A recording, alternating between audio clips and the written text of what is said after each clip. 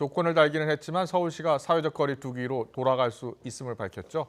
자, 코로나19 발생 지표가 나아질 기미를 보이지 않고 있음을 반영한 결정으로 보입니다. 방역 당국도 각종 지침이나 대응을 손보면서 곧 다가올지도 모를 두 번째 유행에 대비하는 모습입니다. 류재복 해설위원과 함께 자세히 짚어보도록 하겠습니다. 어서 오십시오. 네. 최근에 확진자가 계속 50명 안팎으로 나와서 걱정이었는데 네. 어제는 일단 17명으로 줄었어요. 뭐 네. 주말 효과입니까? 일단 주말에 검사 수가 예.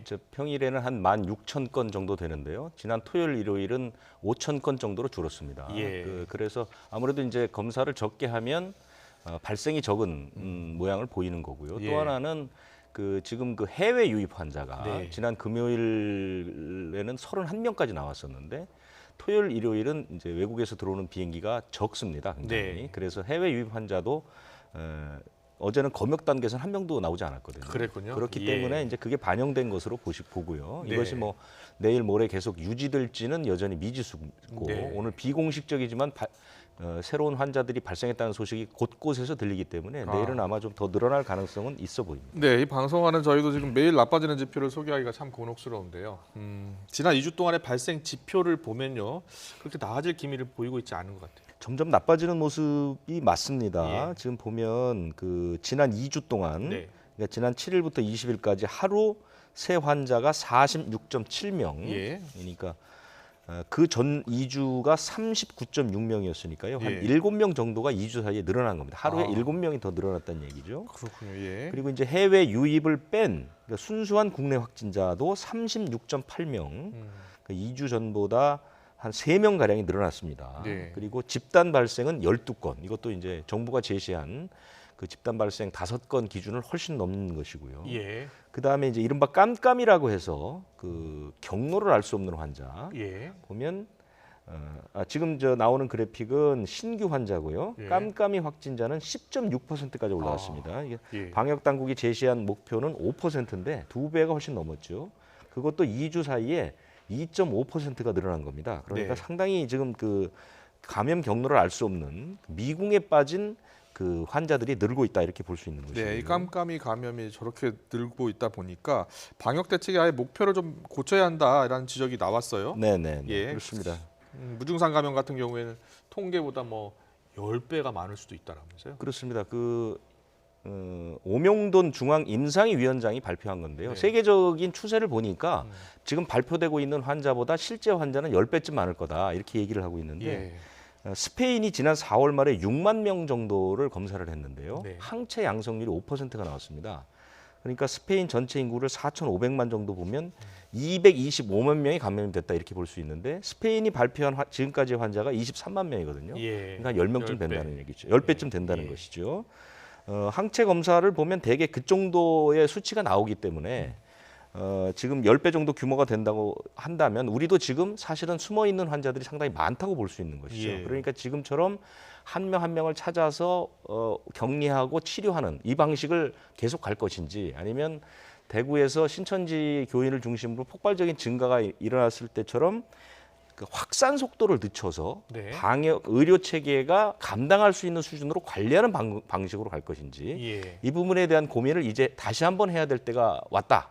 이렇게 이제 판단을 하고 있는 것이죠. 네, 오늘 정은경 본부장이 수도권 같은 경우에 지금 제2차 유행이 좀 시작된 것 같다 이렇게 말을 했거든요. 수도권의 상황만 보면 충분히 그럴 수 있습니다. 예. 지금 정부가 제시한 기준선을 다 초과하는 상태에서 환자들이 계속해서 발생하고 있고 그렇군요. 이것이 전혀 줄어들지 않고 있고요. 예. 그리고 지금 전문가들도 여러 입장에서 사회적 거리두기로 돌아갈 것을 권유하는 사람들이 많고 네. 실제적으로 이렇게 무증상 감염자나 이런 것들이 실제보다 훨씬 많다고 얘기를 한다는 것은 이미 지역사회의 전파가 광범위하게 일어났다는 뜻이기 때문에 네.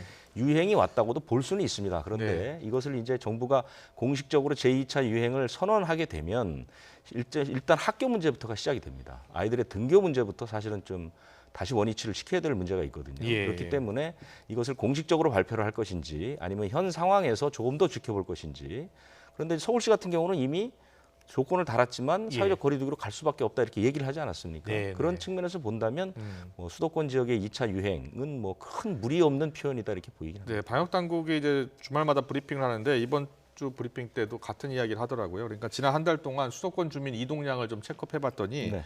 큰 변화를 보이지 않고 있다는 거예요. 그러니까는 계속해서 갈 곳 가고 모임 갈 곳 가고 네. 이동을 계속 하고 있다는 거예요. 그러니까 생활 자체가 과거처럼 그러니까 움츠린다는 거. 이동을 움츠리거나 나가야 될 일을 나가지 않거나 사람을 안 만나거나 이건 아닙니다. 지금은 이제 그 상태에서 그렇게 이동 자체를 막으면서 감염을 줄이겠다는 방식보다는 만남을 갖되 만나되 방역 수칙을 조금 더 지키는 방식을 호소하는 것이 낫다는 생각이 드는 것이요. 네. 실제로 지금 그 여러 갈래에서 지금 집단 감염이 일어나고 있지만 대규모 집단 감염이 일어나지는 않고 있습니다. 예. 특히 교회 예배라든가 학교라든가 그런데 그런 곳의 공통점은 대부분 마스크를 상당히 잘 쓰고 있거나 또는 손을 자주 씻거나 그다음에 감염 그 안전 수칙에 대한 인지가 잘 돼 있는 그런 장소들이거든요. 예. 그런 곳 그 대신에 이제 감염이 일어나는 곳은 우리가 예상하지 못하게 허술할 수밖에 없는 곳들, 뭐 방문 판매업소라든가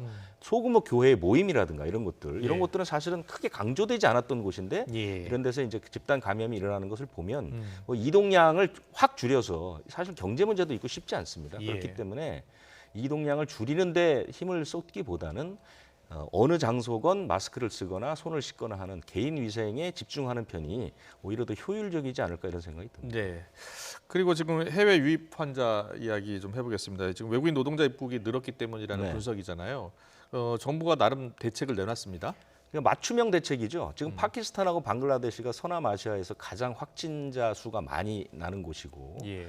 이 지역에서 이제 우리나라에 이제 어업을 하거나 또는 이제 뭐 농촌 또는 이제 소규모 일터에서 이제 일을 하기 위해서 노동자들이 들어오는데요. 예. 그래서 신규 비자 발급을 좀 억제하고 항공편도 사실상 이제 비정기 편은 이제 억제를 하는 방식으로 해서 이제 그 사람들의 유입을 좀 막아보자는 것이죠. 그래서 네.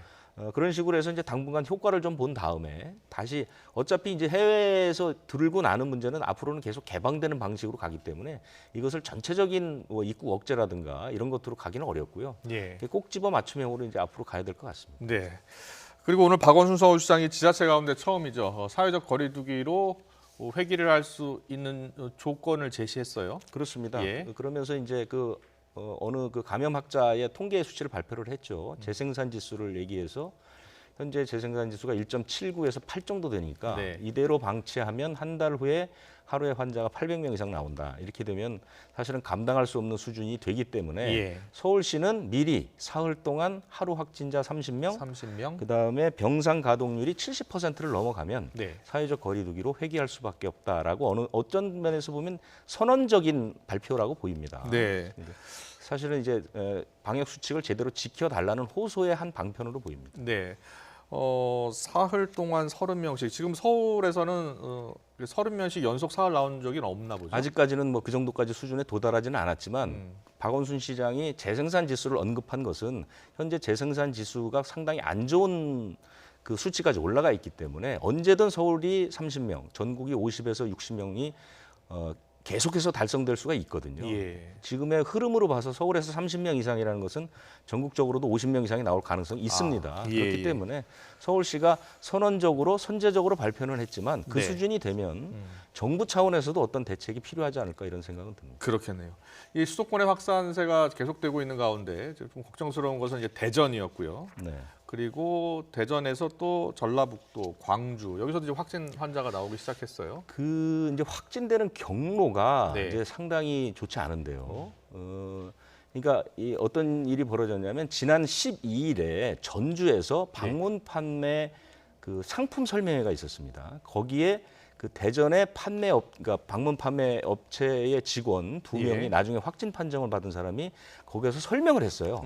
거기 예. 한 80명 정도가 모였고. 근데 문제는 그 6층짜리 건물의 1층에 식당이 있었습니다. 예. 근데 이 사람 그 전주와 광주에서 확진받은 사람들은 그 설명회를 간 게 아니라 그 1층에 있는 식당을 방문을 했는데 그 대전 확진자와 전주에 사는 여고생은 5분, 아, 그다음에 광주의 20대 대학생은 22분 그냥 한 4, 5m 거리를 두고 앉아 있었던 겁니다. 그런데 확진이 된 거거든요. 5분, 4, 5m 거리에 떨어져 그렇습니다. 앉았는데 정말 떨어져 앉아요. 감염력이 그래서 엄청난 것 같아요. 그 부분이 과연 어떤 식으로 감염이 됐을까? 그래서 네. 혹자는 뭐 문고리라든가 탁자 같은 데 묻어 있을 수도 있다. 예. 또 혹자는 에어컨을 틀어서 에어컨 바람으로 감염이 됐을 수도 있다라고 이제 지금까지 얘기는 하고 있지만 예. 정확한 조사는 해봐야 하는데 그만큼 코로나19의 전파력이 참 어마어마하다. 이거를 좀 알 수가 있죠. 그렇네요. 정말 자기 방역 수칙 꼭 지키시고 그리고 하여튼 마스크 꼭 착용하는 거 잊지 마셔야 될 것 같습니다. 지금 발생 상황이 계속 나빠지고 지금 2차 대유행 얘기까지 나오고 있습니다. 그러다 보니까 이제 이걸 잘 관리하려면 병상이 부족하면 안 되잖아요. 그렇습니다. 지금 현재 병상 사정은 어떻습니까? 며칠 전에 이제 방역 당국에서 우리가 이제 수도권의 병상이 한 1,000개 정도 여유가 있다. 뭐 이렇게 얘기를 했었는데요. 중요한 것은 일반 병상보다는 이제 중환자용 음악 병상 예. 이게 중요하거든요. 왜냐하면 이제 사람의 목숨을 구하는 게 가장 중요한데 그래서 그 부분을 조사를 해보니까 수치가 아주 좋지 않습니다. 예. 지금 서울 수도권의 중환자용 병상이 328개인데 예. 현재 입원 가능한 병상은 38개밖에 안 남았습니다. 그만큼 이제 최근에는 퇴원 환자보다는 신규 발생 환자가 훨씬 많거든요. 예. 거기다가 중증 위중 환자도 계속 늘어나고 있고 와. 더 큰 문제는 대전에는 중환자용 병상이 13개인데 예. 현재 입원 가능한 병상이 3개밖에 없습니다. 그러니까 지금 사실은 굉장히 빨간불이 켜졌다고 볼 수가 있는 것이죠. 예. 그렇기 때문에 전문가들이 중앙임상위 회의에서 권고한 것은 자 네. 이렇게 아무 환자나 그러니까 아무 환자는 아니지만 위중하거나 중증인 환자가 아닌데도 불구하고 일단 병원에 중환자용 병실에 입원을 시켜서 퇴원을 안 시키고 있으면 예. 나중에 진짜 필요한 환자들이 그렇죠. 이제 예. 곤란을 겪을 수 있다. 이것은 우리가 대구에서 겪었던 일입니다. 대구에서 중환자들이 집에서 입원을 대기하다가 이제 사망에 이르는 경우가 꽤 있었거든요. 예. 그것을 막기 위해서 퇴원 기준을 좀 유연하게 하자. 지금처럼 너무 그렇게 고강도의 퇴원 기준을 마련하지 말고 지금 뭐 조금 2주 유연하자. 이상이 있어야죠. 2주 이상 치료를 받아야 되고 지금 또 그러니까 검사도 2번 받아야 네, 되고. 임상적인 소견이 봐서 2주 예. 경과 후에 별 문제가 없으면 이제 PCR 검사라는 걸 2번을 해서 2번 하고. 거기서 또 예. 음성이 나와야 이제 퇴원을 하는데 외국 같은 경우는 그렇게 엄격하지 않습니다. 세계 보건기구가 예. 추천하는 것도 보면요. 예. 10일 지난 뒤 3일 이상 증상이 없으면 그냥 격리 해제도 된다. 아. 그러니까 PCR 검사를 따로 하지 않거든요. 예. 지금 PCR 검사를 퇴원 기준으로 삼는 데는 우리밖에 없는 것 같습니다. 그러니까 그러다 보니까 왜냐하면 우리가 환자가 적고 병상이 여유가 있을 때는 사실 엄격하게 하면 좋죠. 예. 왜냐하면 그렇게 해서 퇴원했는데 또 재발하는 경우가 있으니까요. 네. 그렇지만 지금처럼 입원 환자들에 대한 압박이 강할 때는 조금 격리 해제 기준을 좀 완화할 필요가 있고 또 하나는 지금의 격리 해제 기준이 메르스 때 기준입니다. 예. 근데 메르스는 바이러스의 특징이 증상이 완전히 드러난 다음에 이제 전파를 막 시작하는 그런 것들이거든요. 예. 그렇기 때문에 사실은 퇴원을 좀 엄격하게 할 필요가 있는데 코로나19 바이러스는 증상 나오기 이틀 전이 사실은 가장 왕성하게 전파가 되고 예. 증상이 나타나면 오히려 전파력은 떨어지거든요. 그렇기 때문에 이렇게 엄격한 격리 해제 기준을 적용할 필요까지는 없다라는 게 이제 전문가들의 얘기죠. 네, 알겠습니다. 자, 코로나19 지금 방역 당국에서 2차 유행 이야기를 하기 시작했습니다. 좀 방역 수칙을 좀 더 철저히 지켜야 할 것 같습니다. 지금까지 유재복 해설위원과 함께 알아봤습니다. 잘 들었습니다.